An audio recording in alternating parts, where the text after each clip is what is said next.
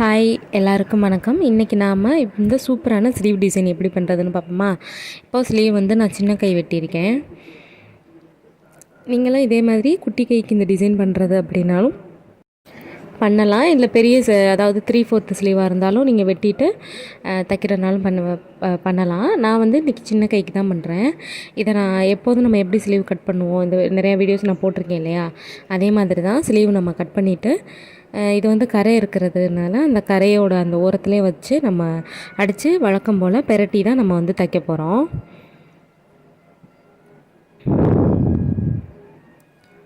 இது வந்து சில்வர் பார்டரில் இருக்குது, சில்வர் கலரில் பார்டர் இருக்கு இல்லையா, அதனால் சேரீ வந்து ஆரஞ்சு கலரு. இப்போது நான் முதல்ல சொன்ன மாதிரி கரையோட அந்த ஓரத்துலேயே வச்சு நம்ம அடிக்க போகிறோம். அடிச்சுட்டு அமுக்கு தையல் போட்டுட்டு நான் திருப்பிக்கிறேன்.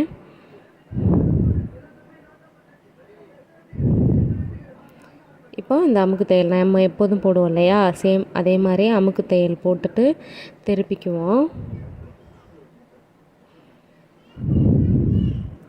இந்த ஸ்லீவ் நீங்கள் தைக்கும்போது பார்த்தீங்கன்னா அந்த பாருங்கள், நான் இழுக்கும்போது வருது இல்லையா, ஏன்னா சேலை வந்து மடிச்சிருக்கிறப்போவே எப்போதுமே ஒரு ஸ்லீவுக்கு வந்து இந்த மாதிரி தான் கொடுத்துருப்பாங்க.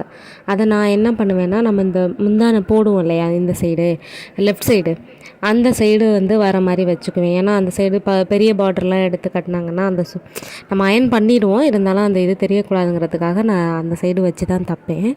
நீங்களும் அதே மாதிரி ட்ரை பண்ணுங்கள். ஏன்னா இந்த சைடு வச்சோன்னா நல்லா தெரிஞ்சிடும். முந்தானை போடுற சைடு வச்சோம்னா அந்தளவுக்கு நம்ம அயன் பண்ணது தெரியாது இல்லையா, அதனால் இதில் நான் அயன் பண்ணதை காட்டலை, ஆனால் நான் வந்து அதை அயன் பண்ணிட்டேன்.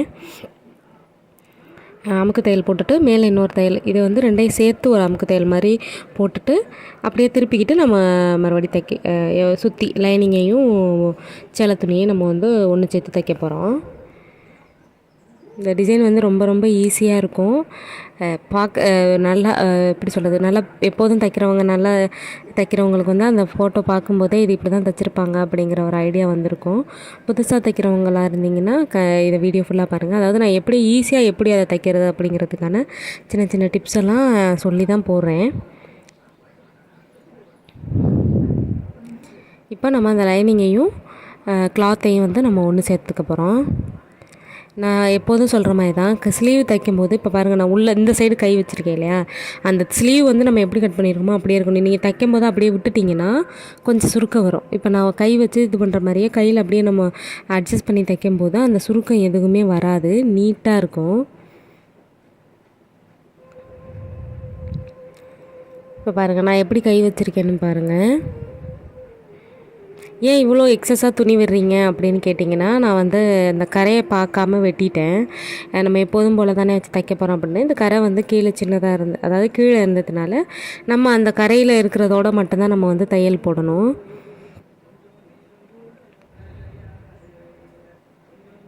இப்போ எக்ஸஸாக இருக்கிறதெல்லாம் நம்ம கட் பண்ணிக்குவோம். இப்போ வந்துட்டு போன கை மாதிரியே என்னோடய எல்லா வீடியோஸ்லேயும் கை வரும். ஏன்னா எல்லாருமே வந்து எங்கள் வீட்டில் சுற்றி இருக்கிற எல்லா குட்டீஸுமே வந்து பார்த்துட்டு நான் தைக்கும்போது இந்த மாதிரி ஏதாவது சேட்டை பண்ணிட்டு போகிறது தான் அவங்க வேலை.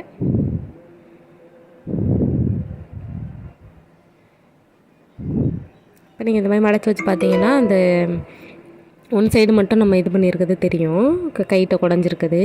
இது வந்து நம்ம எப்போதும் இந்த சமோசா சேஃபில் நம்ம மடிப்போம் இல்லையா, அது மாதிரி தான். கொஞ்சம் சின்னதாக எடுத்துக்கோங்க. நான் வந்து பெருசாக வச்சுட்டேன். நீங்கள் இன்னும் கொஞ்சம் குட்டியாக வச்சிங்கன்னா இன்னுமே நீட்டாக இருக்கும் அப்படிங்கிறது என்னோடய ஒரு யோசனை. நான் பெருசாக வச்சுட்டேன். நீங்கள் இந்த டிசைன் ட்ரை பண்ணுறீங்கன்னா சின்னதாக வச்சு பாருங்கள்.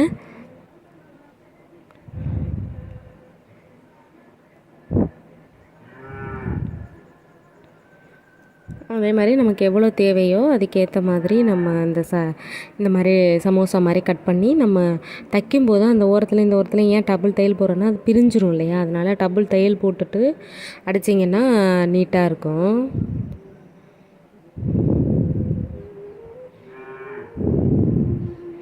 என்னோடய வீடியோஸில் வந்து நான் ரொம்ப ஈஸியாக தைக்கிற மாதிரியான வீடியோஸ் மட்டும்தான் நான் வந்து எடுத்து போடுறேன். உங்களுக்கு எல்லாமே பிடிச்சிருந்துச்சுன்னா என்னோடய சேனலை வந்து சப்ஸ்கிரைப் பண்ணி வச்சுக்கோங்க. ரொம்ப பிடிச்சிருந்ததுன்னா லைக் பண்ணுங்கள். நிறையா கற்றுக்கிற மாதிரியான ஒரு இது தான் நான் செஞ்சுருப்பேன். இப்போது நமக்கு தேவையான எல்லாத்தையுமே நம்ம அந்த மாதிரி சமோசா மாதிரி நம்ம கட் பண்ணி எடுத்துக்கிட்டோம். இப்போ சென்டரில் வந்து பாயிண்ட் போட்டுட்டு நம்ம நம்மளோட அளவு ப்ளவுஸில் இல்லாட்டி அளவு கொடுத்துருப்பாங்க இல்லையா, அதுலேருந்து அந்த சென்டர்லேருந்து பாதி, இப்போ 10ன்னா இங்கிட்ட 5 அங்கிட்ட 5 அந்த மாதிரி நம்ம மார்க் பண்ணிக்கிட்டு அதுலேருந்து நம்ம வச்சாலே போதும். ஃபுல்லாக வைக்கணும்னு அவசியம் கிடையாது. இப்போ நான் ஏன் இதை இது பண்ணுறேன்னா, நம்ம பிசுறு வந்து வெளியில் போயிடக்கூடாது. ஏன்னா இது மேலே லேஸ் தான் வைக்க போகிறோம்.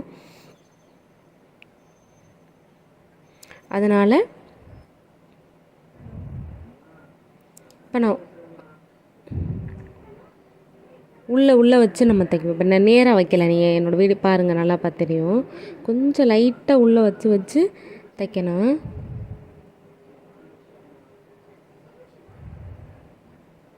லைட்டாக நான் எப்படி செய்கிறேனோ அதே மாதிரி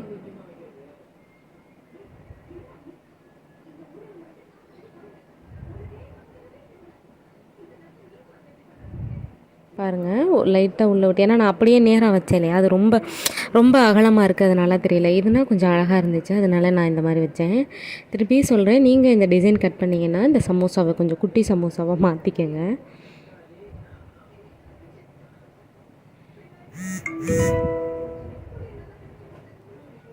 இப்போது நாம் வந்து அது அந்த இடத்துல கரெக்டாக வர மாதிரி, ஏன்னா அந்த இடத்துல வந்து நம்ம வந்து மணி வச்சு கட்ட போகிறோம். அப்படியே அதே நம்ம சேர்கிற மாதிரியே நம்ம தைக்கணும். கீழே வந்து நம்ம தைச்சது ஓகே, ஆனால் இந்த மேலே வைக்கும்போது பார்த்து நிதானமாக செய்யணும். இதுக்கு நமக்கு வந்து செட் ஆகுதான்னு, அதாவது செட்டாக கரெக்டாக நம்ம வச்சு தைக்கணும். பார்த்தாவே தெரியுதுல, சென்டரில் வந்து ஒரு டைமண்ட் ஷேப்பு கிடைக்கணும்.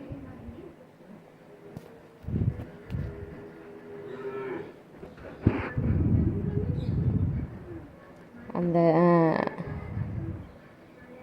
நீங்களும் இதே மாதிரி ஈஸியான எல்லா டிசைன்லாம் நீங்களும் ட்ரை பண்ணுங்கள். சில கஸ்டமர்ஸ் நம்மகிட்ட இருப்பாங்க, நீங்கள் என்ன வேணாலும் வச்சுக்கோங்க, ஆனால் எனக்கு வச்சு கொடுங்க அப்படின்னு சொல்லுவாங்க. இப்போ என்கிட்ட இருக்க கஸ்டமர்ஸ்க்கு வந்து நிறையா பேருக்கு லேஸ் பிடிக்காது, ஒரு சில பேருக்கு லேஸ் வைக்காதீங்க அப்படிம்பாங்க. எனக்கு வந்து நீட்டாக இருக்கணும் அப்படின்னு சொல்லுவாங்க. அவங்களுக்கெல்லாம் என்ன பண்ணுவேன்னா, லேஸ் வைக்காமல் இந்த பைப்பிங்கு அந்த மாதிரி ட்ரை பண்ணுவேன். இப்போ இந்த டிசைன் நான் வைக்கிறேன்னா இதை வந்து லேஸ் வச்சு முடிச்சிருப்பேன். இதே வந்து லேஸ் பிடிக்காதுன்னா சில பேர் லேஸ் வைக்காதீங்க, கொசன்னு எனக்கு வேண்டாம், சிம்பிளாக நீட்டாக இருக்கணும் அப்படின்னு கேட்டாங்கன்னா பைப்பிங்கு, அப்புறம் அதாவது லேஸை தவிர்த்துட்டு என்னென்ன பண்ண முடியுமோ அந்த மாதிரியானது அப்படி தான் நான் வந்து உங்களுக்கு தைச்சி கொடுப்பேன்.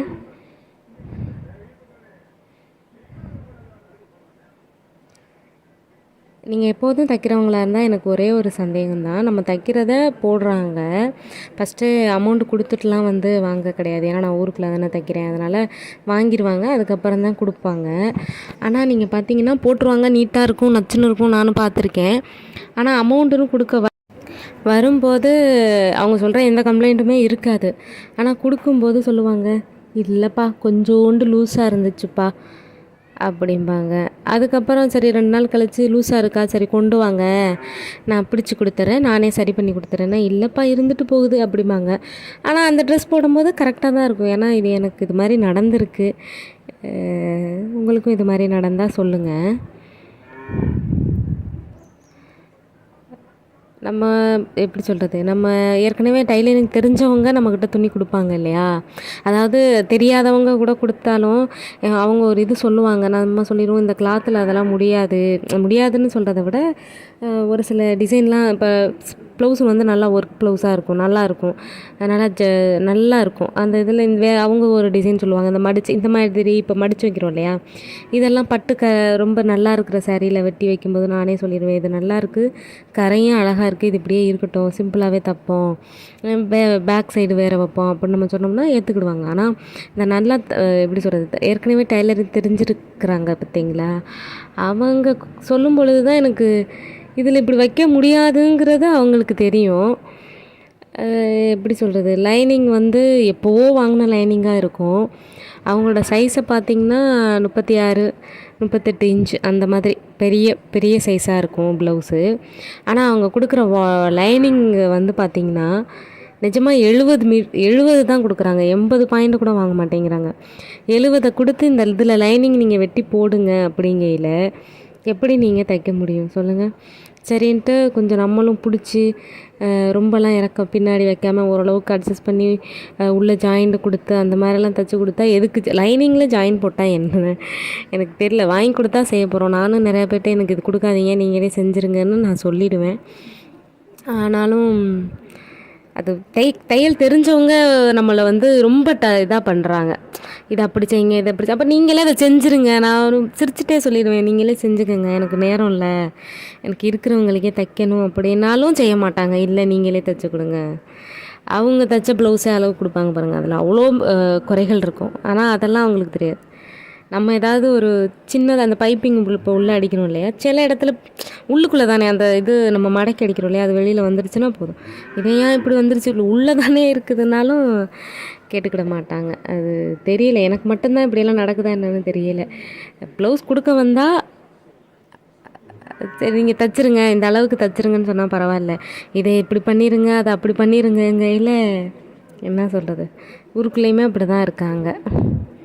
இப்போ நான் இந்த வச்சுருந்தேன் இல்லையா, அந்த இப்போ நான் இது வீடியோக்கு வருவோம், இந்த குட்டி குட்டியாக நம்ம சமோசா மாதிரி வெட்டி வச்சோம் இல்லையா, இது மேலே வந்து நான் லேஸ் கொடுக்குறேன்.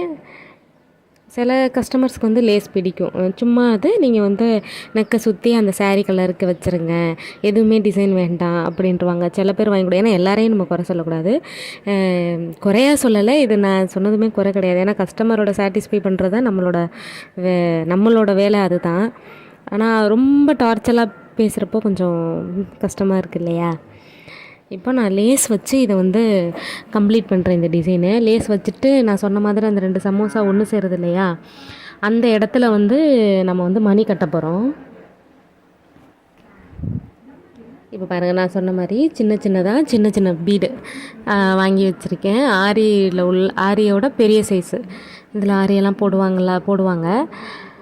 ஆனால் கொஞ்சம் பெரிய சைஸாக வாங்கி வச்சுட்டு அதை தான் சென்டரில் வச்சு நான் இது பண்ணுறேன். இதை மட்டும் ஸ்பீடாக காமிச்சிருக்கேன். ஏன்னா இது வந்து பார்க்குறவங்களுக்கு தெரியும், இது ரொம்ப ஸ்லோவாக காட்டணும்னு இல்லை, அதனால இதை நான் வந்து ஸ்பீடாக வச்சுட்டேன். வீடியோ ரொம்ப லென்த்து வேண்டாம் அப்படிங்கிறதுக்காக.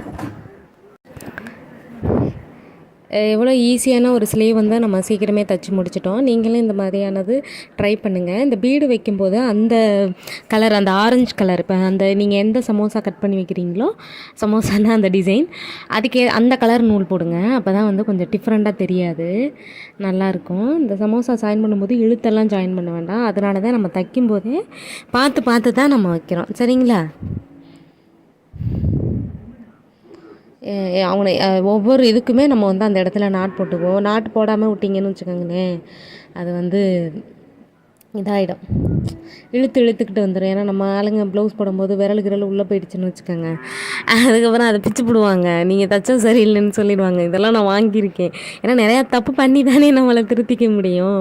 இப்போ இந்த நாட் போட்டோனால அந்துட்டாங்க கூட அந்த இடத்துல வந்து முடிச்சா விழுந்துக்கிறோம். அதனால் வந்து இதாகாது. எந்த கஸ்டமரையும் நான் வந்து குறையாக சொல்ல மாட்டேன். ஆனாலும் இப்போ வீடியோவில் சரி என்ன நம்மளை மாதிரி யாரும் இந்த இதெல்லாம் அனுபவிச்சிருக்காங்களா அப்படின்னு கேட்குதா.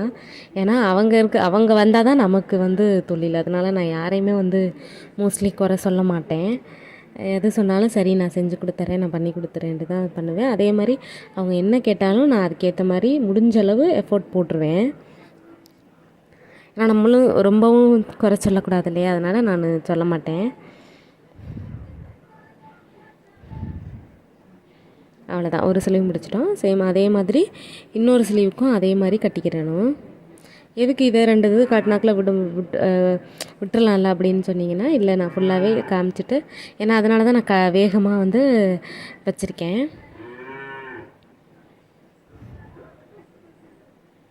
எவ்வளோ அழகாக இருக்குது பார்த்தீங்களா ஸ்லீவு. இது வந்து நம்ம இந்த ஃப்ளாஷ் லைட்டெல்லாம் அடிச்சு இது பண்ணுறதுனால அந்த கரையோட வந்து அந்த சில்வர் கரை வந்து அந்தளவுக்கு தெளிவாக தெரியலை. ஆனால் வந்து நேரில் பார்க்குறப்போ சூப்பராக இருந்துச்சு.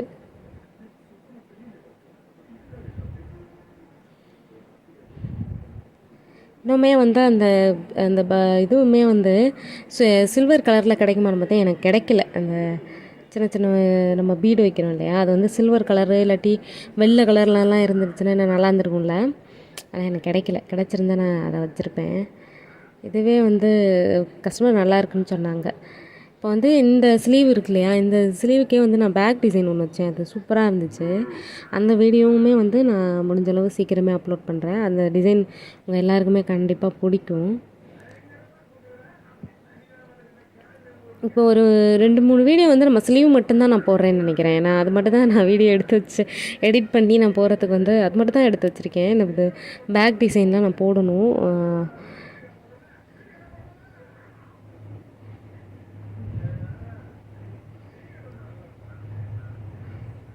எவ்வளோ ஈஸியாக வெல்ல முடியுது பாருங்கள்.